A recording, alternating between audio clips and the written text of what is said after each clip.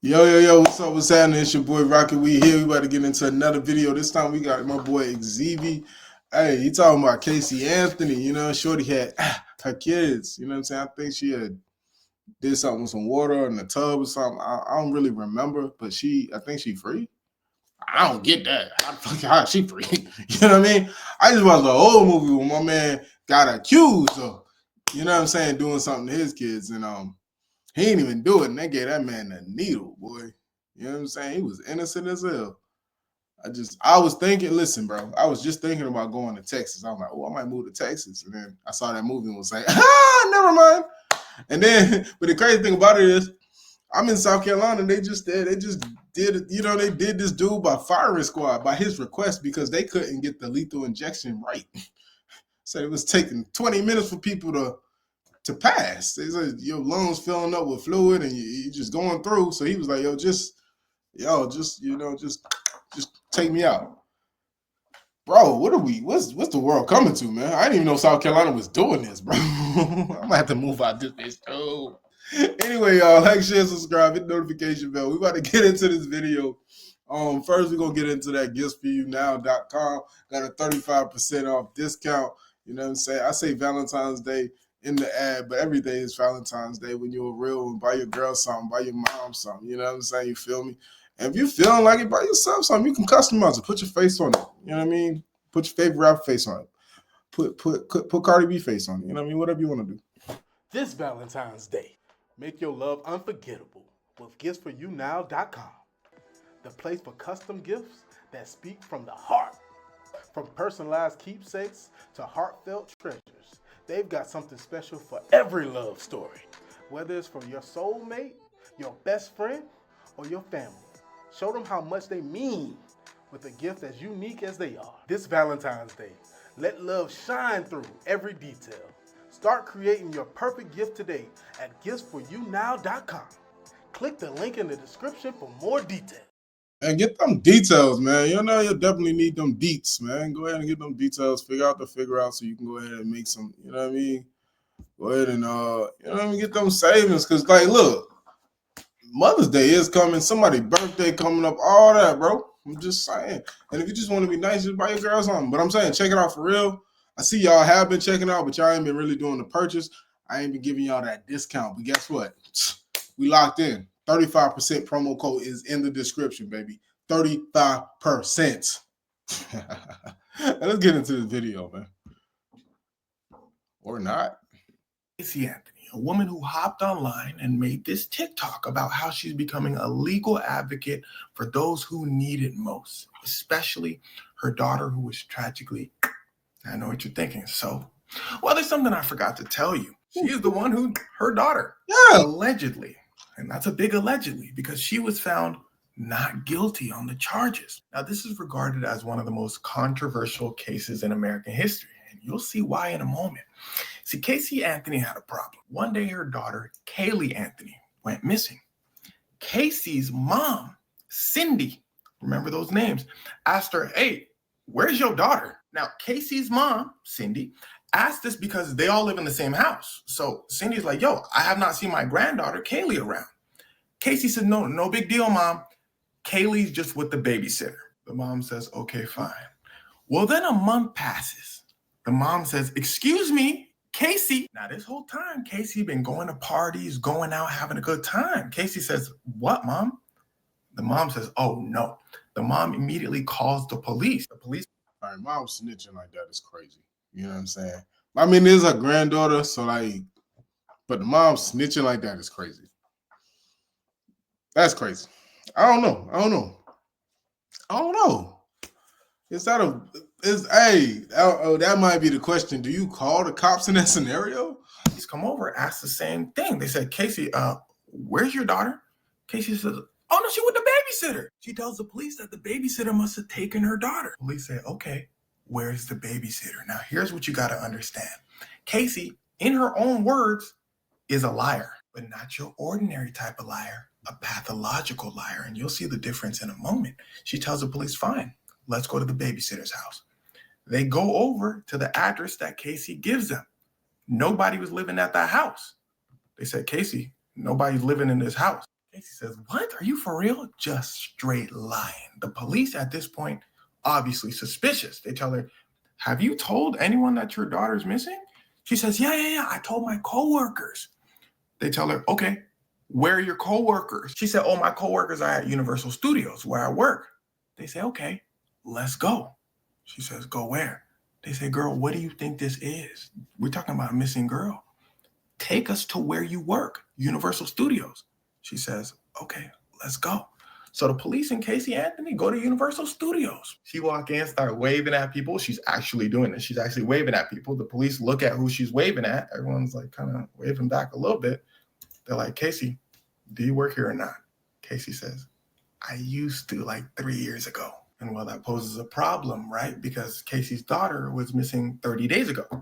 So she didn't tell no coworkers at Universal Studio. The police say, come on. They lock Casey up. But at this point, nobody knows where her daughter Kaylee is. Now, I know what you're thinking. How could Casey possibly get away with this? Well, hold on. We finna get to that. See, to understand how Casey got away with it, allegedly, we have to look at her family.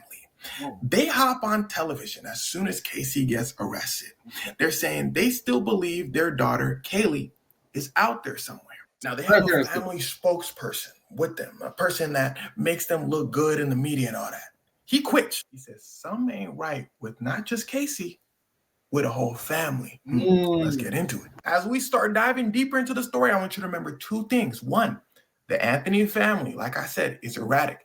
And two, this next part. The police in this case were incompetent. So the police get a call, right? Casey is arrested at this point. The Anthony family is saying, oh, we don't know what's going on, right? So the police get a call. This person is a meter reader. He says, hey, I think I saw a strange object in the forest area around the Anthony house. The police say, let me stop you right there. Don't talk to us about that. Call the tip line if you have a tip. He says, okay. What? He calls the tip line. Tip line don't pick up. So he tries again later. Police go over. They say, what? He said, bro, in the forest over there, I swear I saw a skull. The police look around a little bit. They're like, we ain't seen nothing. They leave. 2 months later, and this is important. Time is of the essence when trying to determine what happened to somebody who has been, if you haven't guessed by now, what he saw in the forest was Kaylee, Casey Anthony's daughter. But day by day, more forensic evidence is being lost. So he tries again a few months later. The police go over, they see Kaylee Anthony. They charge Casey Anthony with her daughter. Boom, let's jump straight to the trial because here's where things start to get wicked. Casey Anthony had one hell of a lawyer. See, her lawyer's plan was to cause doubt as to if Casey did it or not. He does not have to prove that Casey is innocent. He just has to make you doubt that she did it. So the lawyer says, look, I already know who did it. It was Casey's dad, George. The story that Casey's lawyer brings up is that Casey's dad found Kaylee in the pool. Sadly, she was already gone. The dad says, oh my gosh, I don't want my daughter, Casey, to get in trouble for this because Casey wasn't watching Kaylee. Kaylee went into the pool. So the dad, George, went to Casey, told her what happened, and told her, I'll take care of it. Casey starts crying. The dad says, don't cry, don't cry. Your daughter's actually okay. So Casey believed her daughter was okay. That's why she was perfectly fine and going to parties and all that. Now that sounds insane, right? Well, of course it does. So Casey's lawyer has to get a little bit deeper. He says, oh, by the way, there's something I forgot to tell y'all. Casey's dad, George, did terrible things to Casey when she was young. That's why Casey's able to lie so easily, go to parties, cover her feelings. The prosecutor said, boy, y'all sound stupid. Ain't nobody gonna believe that story. They bring up George, Casey's dad. They said, is Casey's story true? Are you the one who found Kaylee? The dad looks genuinely shocked. He says, no. Here's the most important part of the story. As a jury member, all you hear is facts. Kind of like this video. All you're hearing is facts. But seeing people's actual emotions makes things very different. Listen closely. Y'all remember when I told you Casey was out there partying? Meanwhile, the whole time they couldn't find her daughter? Yeah. I can't tell you how Casey is feeling in this picture, but she looked like she's having a good time. Yeah. In all the pictures she's partying in, They record a conversation that Casey's parents are having with Casey. They seem heartbroken, saying, "Where is Kaylee? We need to find her." Casey chilling on the phone. She's like, "Huh? Oh yeah, hopefully they find her." But maybe that's how Casey processes things. Before this trial, there's something I didn't tell you. George, the dad, tried to himself. On a note, it said, basically, "I can't take the loss of losing both my granddaughter and my daughter. The police caught him just in time and they saved his life. But I can't tell you if he tried it himself because he was sad or if he tried it himself because he was feeling guilty about the situation." So all a jury is allowed to hear is straight facts. Casey's daughter was missing. Casey lied about it. Defendants say, "Oh, her dad made her lie." Okay, Casey went partying while her daughter was missing. Defense, "Hey, that's how she processed emotions because her dad did terrible things to her." Okay, but the prosecutors had another ace up their sleeve. Well, it turns out they found traces of chloroform, something that can be used to people, and evidence that someone was in Casey's car. They said, "Okay, explain that." Casey's lawyer says, "Gladly." Because remember what we talked about earlier in this video, how long it took police to find Kaylee because they screwed up. So Casey's lawyer says, "Well, y'all found chloroform in Casey's car, but did you find chloroform on Kaylee? Can you guys prove that that's how she was sadly?" No, they couldn't because it took them so long to find her. The prosecution says, "Hold on, we're not done. We found a Google search that said chloroform on Casey's laptop." And in a bizarre twist, Casey's mom, Cindy, goes up and says, "Oh, I'm the one who searched up chloroform. I was trying to search up chlorophyll, it's plant stuff, and I searched up chloroform." They said, "Mama, somebody typed in chloroform, clicked enter." She said, "Oh yeah, at that point I was just curious, so I just searched it up." They said, "Mama, you was at work. You clocked in at work when that search was searched up." And her answer to that was, "Well, sometimes she'd be working at home, so they'd be messing up the time cards." Casey's lawyer said, there you have it. The whole time, Casey's lawyer is actually terrified because there was another Google search that he knew about. A Google search that said foolproof ways to... The prosecution never brings it up. Why didn't they bring it up? Well, it's quite simple, actually, because they didn't know about it. They searched Casey's laptop, but they only searched Internet Explorer history. Casey used Firefox, and this one mistake had the potential to turn this entire case around. How do I know this? Because they asked Casey's lawyer afterwards. They said, "What do you think about the evidence?" He said, "Boy, I think Casey's innocent. I really do. I believe her dad may have searched that up because remember her dad tried it himself. But boy, the next tab after foolproof ways to was MySpace. Casey uses MySpace. Casey's dad don't have a MySpace." He said that would have been tough. They asked the prosecutors, "What do you think about that?" The prosecutor said, "Dang, that's an oversight. I wish we would have had that." Now, with all of this evidence or lack thereof, the jury still thought she did it. But her lawyer reminded them in his ending statement, if there is a doubt, then y'all better say no. They're like, okay, there are reasonably some doubts. So they said, not guilty. They didn't say innocent. They said not guilty. Now, this isn't the jury's fault. They can only work with what they have. In fact, they said, but she is guilty for lying to the police. 4 counts. They were trying to give her some time. But the prosecutor sucked so bad, and her lawyer was so good that her lawyer said, you know what? Let's make it 2 counts instead of 4. The judge said, boy, you better stop. He then convinces the courts that the 4 counts, actually, it's kind of 2 counts if you think about it. On top of that, she already had some time served because she was locked up before. So it amounts to about 10 days. They said, we can't argue with that. Dang. She got 10 days in prison and walked out. Now, as you could probably imagine, the verdict was met with extreme outrage. As for where Casey went after the trial, she started living with one of her defense attorneys.